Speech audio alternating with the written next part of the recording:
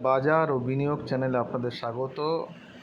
চলুন দেখে নেওয়া যাক 6ই মে নিফটি কত দূর যেতে পারে, এটা আমরা দেখে নিই। আমরা দেখুন আজকে বলেছিলাম যদি 370-এর আশির উপরে বন্ধ হয় বাজার, তাহলে কিন্তু বাজার 25,000-এর কাছাকাছি একটা চলে যাবে এবং প্রাইমারি টার্গেট হচ্ছে 24,800, এটা আমরা বলেছিলাম। দেখুন আজকে বাজার সকালে খুলেছে, খোলার পরে প্রথম ক্যান্ডেলটাই দেখুন উপরের হাই 24,473-এর এই লেভেলটায়, আর নিচে দেখুন একেবারে 24,400 যে লেভেল আমাদের আঁকা ছিল ঠিক সেখানে সাপোর্ট নিল এবং তারপরের ক্যান্ডেল থেকে নিয়ে গিয়েই আবার এটা 500 গেছে। কিন্তু আমরা বলেছিলাম 500 ভেঙে চললে সেটা 600 অবধি যাবে, যায়নি, সেটা 525 হাই করে কিন্তু এখান থেকে ফিরে এসছে। কতটা এসছে দেখুন 414 অবধি, মানে 400-র কাছাকাছি গিয়ে সারাদিন তারপরে এই যে লেভেলটা আছে মানে 500 থেকে 24,500 থেকে 475-এর যে লেভেল আছে সেখানেই বারবার করে বাজার কিন্তু ঘুরেছে। মানে বাজার তারপরে আর নিচে যায়নি কিন্তু উপরে ওঠেনি। এবার কি হবে দেখুন, বাজার কিন্তু আমরা বলেছিলাম যে আমাদের মনে হচ্ছে পজিটিভ, কিন্তু একটা ব্যাপার আছে যে একটা আবহাওয়াটা যেটা চলছে এখন চারদিকে, একটা রাজনৈতিক একটা উত্তাপ আছে, মানে ভারত পাকিস্তানে যে ব্যাপারটা এখনও চলছে আর কি, সেটার জন্য বাজার কোথাও কোথাও একটা ভয় আসতে পারে বা একটা পতন আসতে পারে যদি কিছু ওলট পালট কিছু ঘটে যায়।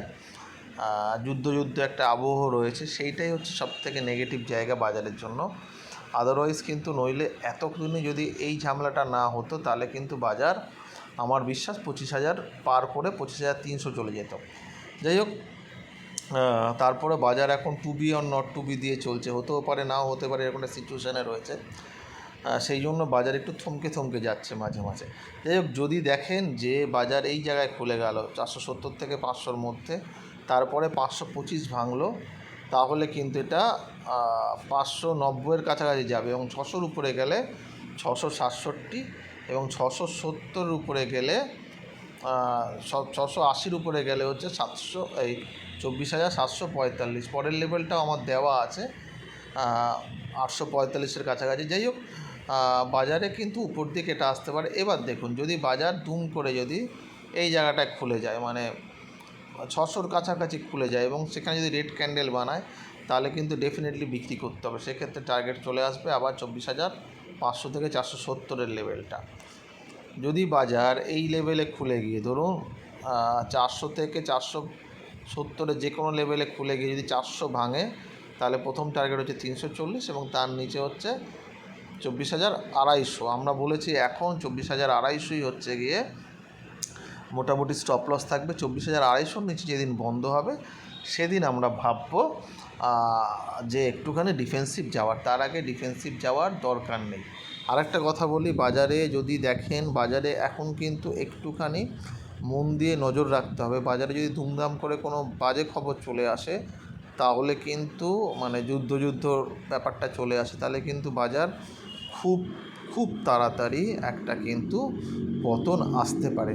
এই জিনিসটা শুধু মাথায় রাখবেন। হয়তো বড় কিছু নাও হতে পারে, হয়তো কিছুই হলো না সেটা হতে পারে, কিন্তু বাজারে এই দিকটাও ভাবানোর একটা জায়গা কিন্তু বা ভাবনা চিন্তার একটা জায়গা কিন্তু আপনাদের রেখে দেওয়া উচিত। দেখা যাক তাহলে কালকে কি হয়। বাজার কিন্তু সামগ্রিকভাবে এখনও বিশ্বাস বাজার ভালো রকম পজিটিভ আছে এবং যথেষ্টই বাজারের একটা আপ ট্রেন্ড রয়েছে। ঠিক আছে, এবার দেখা যাক কাল কী হয়।